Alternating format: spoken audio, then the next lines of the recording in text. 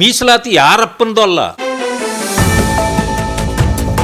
ಇವತ್ತೇನಾದರೂ ಮೀಸಲಾತಿ ಇಲ್ದಿದ್ರೆ ಒಬ್ಬ MLA, ಒಬ್ಬ ಮಂತ್ರಿ, ಒಬ್ಬ ಇದರಲ್ಲಿ ಎಲ್ಲೂ ಸಿಗ್ತಾ ಇರಲಿಲ್ಲ. ಬಾಬಾ ಸಾಹೇಬ್ ಅಂಬೇಡ್ಕರ್ ಅವರ ಕೊಡುಗೆ.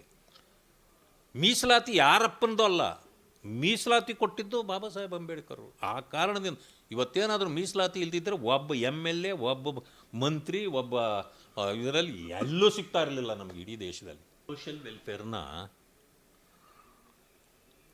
ಮೇಲ್ಜಾತ್ಯ ಯಾರಿಗಾದರೂ ಕೊಡಬೇಕು, ಕಾಳಜಿ ಬಡವರ ಮೇಲೆ ಇರೋರಿಗೆ. ಅವರಿಗೆ ಇಂಥವ್ರು ಬೇಕು ಅಂಥವ್ರು ಬೇಕು ಅಂತಿರಲ್ಲ. ಈಗ ನೀವು ಪರಿಶಿಷ್ಟ ಜಾತಿಯ ಯಾರಿಗೆ ಕೊಟ್ಟರು ಅಲ್ಲೇನಾಗ್ಬಿಟ್ಟಿದೆ, ಪರಿಶಿಷ್ಟ ಜಾತಿ ಎ, ಪರಿಶಿಷ್ಟ ಜಾತಿ B, C ಬಂದಿರೋದ್ರಿಂದ ಆ ಗ್ರೂಪ್ನಲ್ಲಿ ನೀವು ಯಾರಿಗೆ ಕೊಟ್ಟರು ಪಕ್ಷಪಾತಗಳಾಗ್ತವೆ. ನಾನು ಕೆಲವ್ರನ್ನೆಲ್ಲ ಗಮನಿಸಿದ್ದೀನಿ. ಯಾರಾದರೂ ಲೆಫ್ಟವರು ಸೋಷಿಯಲ್ ವೆಲ್ಫೇರ್ ಮಂತ್ರಿ ಆದರೆ ಬರೀ ಲೆಫ್ಟ್ನವ್ರಿಗೆ ನೋಡ್ಕೋತಾರೆ ಅವರು. ರೈಟ್ನವ್ರು ಬಾಯಿ ಬಡ್ಕೊಳ್ತಿರ್ತಾರೆ. ರೈಟ್ನವ್ರಿಗೆ ಕೊಟ್ಟರೆ ಅವ್ರು ರೈಟ್ನವ್ರ ಕಡೆನೇ ನೋಡ್ತಾವ್ರೆ ಅನ್ನೋ ಭಾವನೆ ಇದೆ.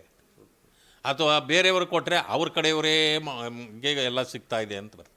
ಆದ್ದರಿಂದ ತಾರತಮ್ಯ ಇರೋದ್ರಿಂದ ಆ ಪೊಸಿಷನ್ ಕೊಡಬಾರ್ದು.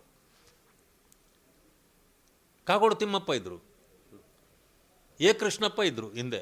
ಯಾರಿಗಾದ್ರು ಈ ಸಮಸ್ಯೆಗಳೇ ಬಂದಿರಲಿಲ್ಲ ಆವಾಗ.